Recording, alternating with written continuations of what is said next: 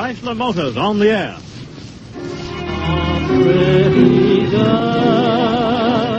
is like a melody that haunts you night and day. A pretty girl is like a melody, one of the loveliest and surely the most appropriate of all the Ziegfeld songs for creating that unmistakable Ziegfeld atmosphere. For you know a radio show must make a mental picture. And to the strains of the Irving Berlin tune, we bring you the second of the Ziegfeld radio shows with Mr. Ziegfeld in person and a galaxy of Ziegfeld stars chosen from a list that includes almost every great name of the stage and the screen. These programs come to you with the compliments of Chrysler Motors, manufacturers of Plymouth, DeSoto, Dodge, and Chrysler cars. In presenting these Ziegfeld radio shows, Chrysler Motors is confident that it has assembled radio's greatest gathering of stars. Just as in the Plymouth car, Chrysler Motors has combined outstanding features to make the Plymouth the greatest dollar value in the lowest price field. And now, here is our genial master of ceremonies, Mr. Eddie Dowling. And now let's get on with the show. We're glad to be back with you again, and what a cast. Now, Al Goodman, let's have that overture.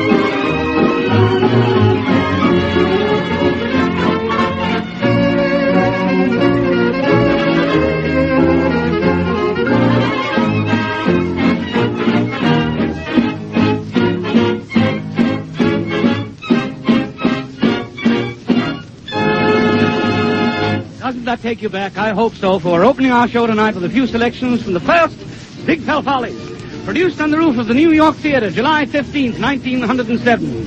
In imagination, let us look at that audience of a quarter of a century ago. There's Alan Dale, the most feared critic of his time. John Drew, that elegant gentleman. Raymond Hitchcock in evening clothes and a red vest. And grinning like a boy is that irrepressible one, the matchless Caruso. And now, with emeralds as big as hen's eggs glowing in his shirt front, is Diamond Jim Brady, the most famous first-nighter of them all. And here's Lillian Russell, whose pink and white beauty was admired by all America. She's just arrived in her coupe. Not a Plymouth coupe, but a shining carriage drawn by a span of sleek black horses in jingling harness. They're all here tonight to see the first Ziegfeld Follies. The curtain is going up. Listen to those gorgeous girls singing that opening chorus. Here we are, captivating, fascinating, calling, calling on. To leave your home and find to be a lady for life. We are the Follies girls. And there's Charlie Ross. And oh, boy, what a comedian he was. This song should bring back fragrant memories to a lot of you. Listen. Bob Budweiser is a friend of mine. Friend of mine, yes, a friend of mine. What can I if the sun don't shine? But I've got Budweiser. That's the reason I feel so fine. Do I feel fine? You can bet I feel fine. So Bill the Kaiser's a friend of Budweiser. Budweiser's a friend of mine. Oh, Bob Budweiser's a friend of mine. Friend of mine is a friend of mine. What care I if the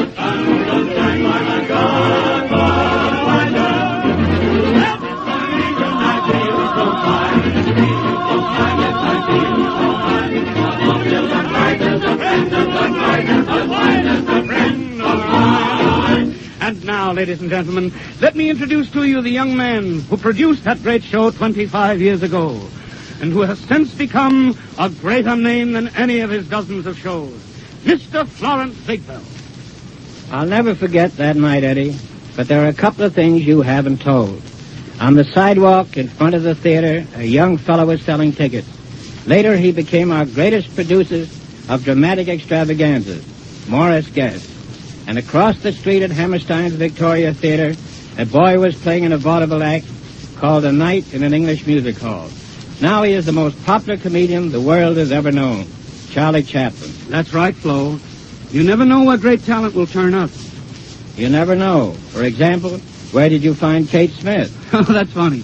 At a benefit performance in Washington, just as the moon came over the mountain. Remember the night, Eddie? I dragged you through the rain up to a smoky little cafe in the 50s to listen to a girl sing? Remember it? I'll never forget it.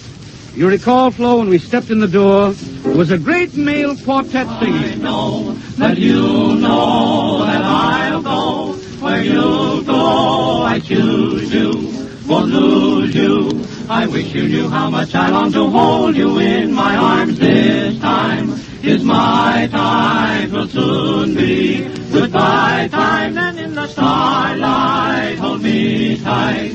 With one more little kiss, say nighty-night. Oh, you didn't bring me up here in the rain to listen to four men. No, I brought you up here to hear a girl. And there she is. Well, she's sitting on the piano. Say, that's a cute idea. And oh, isn't she beautiful? What's her name, Flo? Her name is Helen Morgan. Listen to her.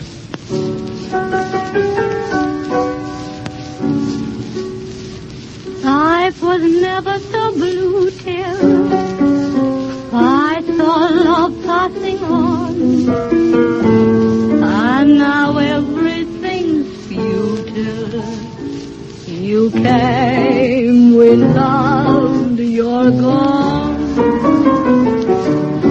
Winter skies are more cold now, and I'm part of their gray. The romance is old now. You grow dearer each day. What a life to live alone. What is left? Love has flown. What a life trying to live without you. Oh, the love that used to be sings a minor melody. What a life trying to live without you. All the funny little things we used to say and do, they're not meant for one. They were made for two. Just the same, the world goes on. I must live, though you're gone. What a life, trying to live without you.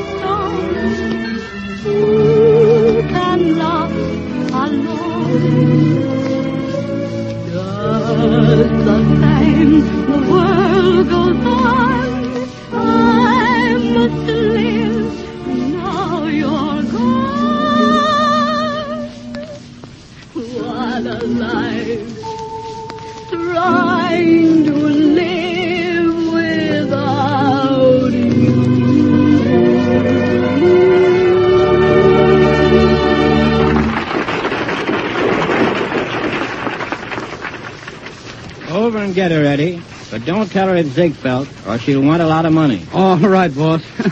I'll do the best I can. Excuse me, Miss Morgan. My name is Eddie Dowling.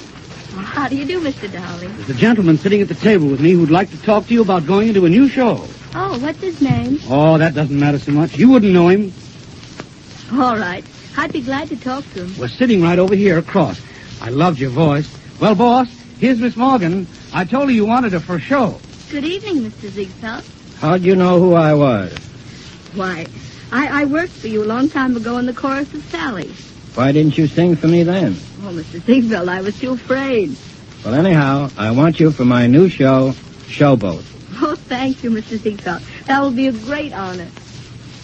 And now let's turn the leaves in the Ziegfeld scrapbook of memories to the Follies of 1909, and to a young couple who to this day, 23 years later, are still considered the greatest singers of romantic songs our stage has known. Nora Bays and her husband, Jack Norworth. Let us pretend we are listening to them again in one of their many successes, when it's apple blossom time in Normandy.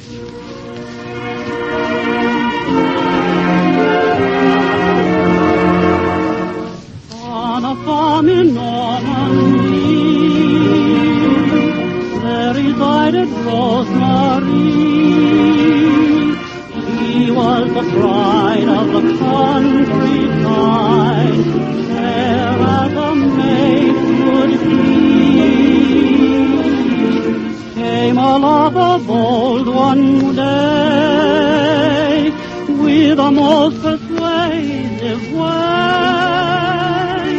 Though she was grieving when he was leaving, he consoled her in his way.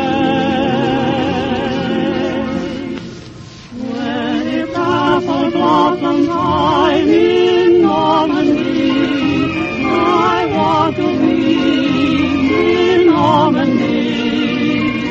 By that dear old wishing well, with you, Marie.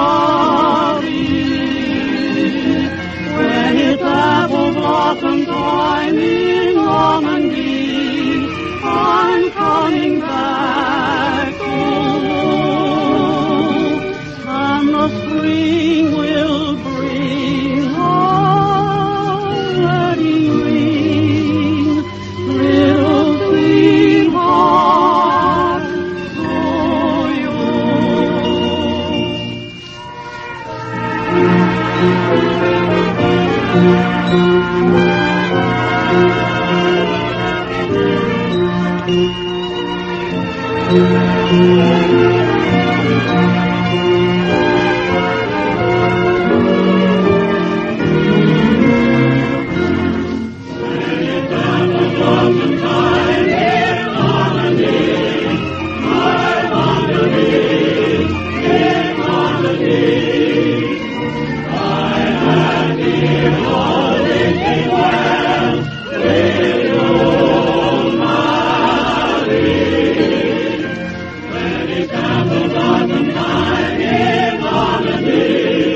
I'm coming back to you, and the spring will bring a wedding ring, little sweetheart,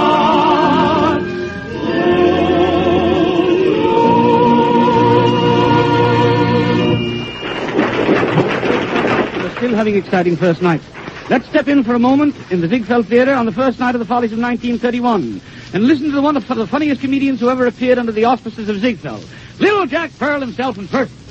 Hello, Jack. Hello, Cliff. What's the matter? You look troubled. Well, I got my trouble. Oh, yes? Yeah, for the last half hour I've been trying to get a telephone number. Oh, did you call Central? Did I call Central? Every name I could think of. And whom did you want to talk to? I should speak with my brother. Oh, your brother? My brother, yeah. What did you want with him? I want you to come out in my car. Oh, you have a car? I got a lovely car. What's the name of it? Blimauer. A what? Blimauer? I'm sorry, Jack. I don't understand you. Oh, well, look, I don't know how to say that. I'm not here in this country long. Like suppose, you remember the foreigners when they come over? The foreign? From the other side, they come over and they come over on a rock. They came over on a what? On a rock. Oh, you mean they landed on a Plymouth Rock? I remember. You mean to have a Plymouth car? You took the word out of my mouth. And a very fine car it is, too, Yeah, Jack. that's a lovely car. How's it running? Well, it's lovely running. It is. Only I just had an accident. You had an accident. An accident. What happened? A puncture. A what? A puncture. Puncture in my tire. You got a puncture in your tire? Yeah. Well, how did that happen? I ran over a bottle. Well, that was carelessness on your part. While driving, didn't you see the bottle? No. It was in a man's pocket. Oh, by the way, Jack, you were talking about your brother. I didn't know you had a brother. Sure. What's his name? I know him so well I forgot him. No. You can't think of your brother's name. Yeah, Would you know him if you saw him? Oh, sure. Well, that's something anyway. Sure I know. Would he know you? Sure, he should. He should. This is a suit I'm wearing. Oh. Well, just a minute, Jack. Perhaps I can help you. What letter of the alphabet does your brother's name begin with? Starts with a Z. A Z. Z. Well, there aren't many names beginning with Z. No, he only needs one. Oh, well, let's see now. Zebra? No. Zodiac? No. Zabisco? No, please. This is a man, not a cracker. Oh. No. No, not Z like you said. Oh, no? No, I mean A, B, Z. Oh, C. Z. C. Well, it's Charles. No, I got it. You got it. Yeah. What is it? Joseph. Why, that's silly, Jack. Joseph doesn't begin with C. No. Haven't you ever gone to school? Oh, sure I was in school, only I had to leave school early on account of pneumonia. Oh, that's too bad. How long were you in bed with it? In bed with what? Pneumonia. I wasn't in bed with it. You just said you had to leave school early on account of pneumonia. Yeah, I couldn't spell it. The trouble with you, Jack, is you're dizzy. That's what... Oh, I'm dizzy? Yes, you're dizzy. Oh, I want to ask you something. Why is it I'm always dizzy when I look out of a high window? Well, Jack, that's very easily explained. You see, the brain, that is the cerebrum cerebellum, is composed of several different compartments. Is that so? Yes, now one of these compartments controls the equilibrium. Oh, my Yes, goodness. now, you see, unless this is highly sensitive, the equilibrium is nil. Oh, please. Or in other words, you are suffering with an altitude complex. Goodness. I hope I've made myself clear. Yeah, but why is it I'm always dizzy when I look out of a high Oh, window? my. All right, I take back what I said about being dizzy. You're just dumb. Who's dumb? You're dumb. Now, listen, Mr. Smart, Alex, I tell you something. Now, just a please, minute. Jack. now, wait. Now, don't get excited. You'll get high blood pressure. No, not me. I'm anemic. Oh, you Listen, are? look, I tell you what I do with you. Listen, I never was in school so long I left. You hear? That wouldn't- No, I tell a big bluff when I say that before. I will bet you $5. You hear? Yes, I am. I will bet you $5 with all your smartness. I could answer my question where you could not answer yours. Now, what do you think of that? Just let me understand you. You want to wager me $5 that you can answer your question where I can't answer mine. Exactly my word. All right, the bet is on. All right, have you got $5 with Yes, you? I think so. Well, if you win, you'll trust me. Oh. Look, listen, did you, let me see how I will put it. Did you ever was in the woods? Did I what? Don't you hear good? Well, yes, I hear you, but I don't understand you. Did you ever was in the woods? Oh, in the woods? Yeah. Oh, yes, many times. Oh, you was? Yeah. When you was in the woods, did you ever see holes? Did I ever see what? Why did I ever meet you? Look, did you ever see holes? Oh, holes. Holes. Oh, well, what kind of holes? Well, I would say rabbit holes. What kind of holes? Rabbit holes. Rabbit holes? Yes, I've seen rabbit holes. Also, you have. Do you know? You understand what I'm saying? Yes, I understand. Do Go you on. know how the rabbit makes that hole without leaving any dirt around it? Do I know how the rabbit makes the hole without leaving any dirt around? Exactly. Well, now, that's a very difficult question, and I must admit I can't answer it. Can you? That is my question, and I must answer that. They start from the bottom, and they dig up. And I never was in school so long I left. Ah, but I have you now. What? How does the rabbit get to the bottom in order to dig to the top? That's your question. You answer that. Ladies and gentlemen, I give you my impression of the late Sam Bernard singing Rip Van Winkle. Oh, many years ago, lived the wife of happy Rip Van Winkle. Thank you. One day, she drove poor Rip away as the little stars began to twinkle. All that he had under his hat. And she was glad to see him go. So, over the hills he went, left them without a cent. One thing I'm anxious to know. Who paid the rent for Mrs. Rip Van Winkle? When Rip Van Winkle went away, and while he slept for 20 years, who was it? Kissed away those tears. She had no friends in the place, had no one to embrace. But the landlord always left her with a smile on her face. Who paid the rent for Mrs. Rip Van Winkle? When Rip Van Winkle went away. Sufficient. A word more about that black-haired girl whom Mr. Ziegfeld engaged that rainy evening in the little nightclub, Miss Helen Morgan. You know, of course, how Miss Morgan, in the midst of an uproariously funny show, can make them cry with one of her tender songs. That's what she did to me in Sweet Adeline. And I can see her now in that scene in the play when she unselfishly stepped aside to let her little sister marry the man Helen loved. And in these lonely evenings, with nothing to do but to live in dreams that I make up all by myself, dreaming that you're beside me, I picture the prettiest story, only to wake up all by myself. What is the good of me by myself? Why was I born? Why am I living? What do I get? What am I giving? Why do I want a thing I don't want? What can I hope for? I wish I knew. Why do I try to draw you near me? Why do I cry? You never hear me.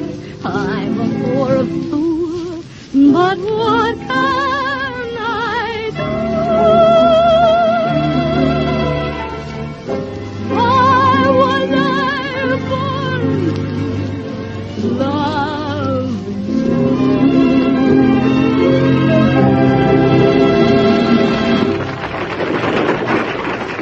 And now we bring to you in person one of Mr. Ziegfeld's greatest comedians, the man with the rubber legs, Mr. Leon Earl. Mr. Earl will reenact first a scene from Ziegfeld's Sally, a scene in a Greenwich Village restaurant in which Mr. Earl plays a Grand Duke, who through a circumstance of fate is now a waiter in a little cafe. The dishwasher is the beautiful golden-haired girl Sally, an orphan. Sally with the title. To the cafe frequently has come the son of a millionaire who has fallen in love with little Sally, but because of parental objection, Sally now feels that all hope of happiness is gone, and we find Sally crying over her dishes. The Grand Duke waiter philosophically tries to console her aching heart. Well, why are you crying, Sally? Because I've lost everything in the world there was to live for. Don't be silly, child. If the boy really loves you, nothing will keep you apart. I'm the one to be pitied, not you. Think. A few months ago, I was the Grand Duke of a great monarchy. And now I am a waiter, where they don't allow tips. But am I unhappy? No. Because the sun still shines on me as a waiter, like it did when I was the Grand Duke. The birds sing as sweetly, and I know someday that I'm going back to my dear Czechoslovakia. And oh, Sally, what a place that was. The banks of Schnitzer, Comiskey, they're all just as wild as can be. Any time, without reason or rhyme, you will find it far wiser to please. In the night, they will rouse you and chase you and prod you with bayonets like me. If you meet with defeat, they'll cut off your retreat where the Schnitzer flows down to the sea. I'm a duke from a wonderful clime, and I've had a remarkable time. My people are splendid, somewhat unique. They like revolutions at least once a week. Sunday you may be the king. Monday you don't mean a thing. On the banks of the Schnitzer, Comiskey, we don't have to brew on the sly, making hooch out of bits of potatoes and hair oil and wood pulp and dye. When we dine, why, we just swim in wine. So come on, girls, forgather with me, and I treat everyone to a beautiful fun where the Schnitzer flows down to the sea. Now, dear, if you're a good girl and don't cry, I'll take you back with me and make you a princess. Oh, Connie, don't you think I'll ever see him again? During this little scene, Sally's lover has returned. The Grand Duke turns and seeing him tells Sally to close her eyes. that he has a surprise for her. See, Sally? I told you. Every cloud has a silver lining, even in the hash house. Here is your boyfriend and my invitation to Czechoslovakia goes double. You can both come. I thought your father told you never to see me again. My dad didn't ask me if he could see my mother when he was courting her. Sally, I love you.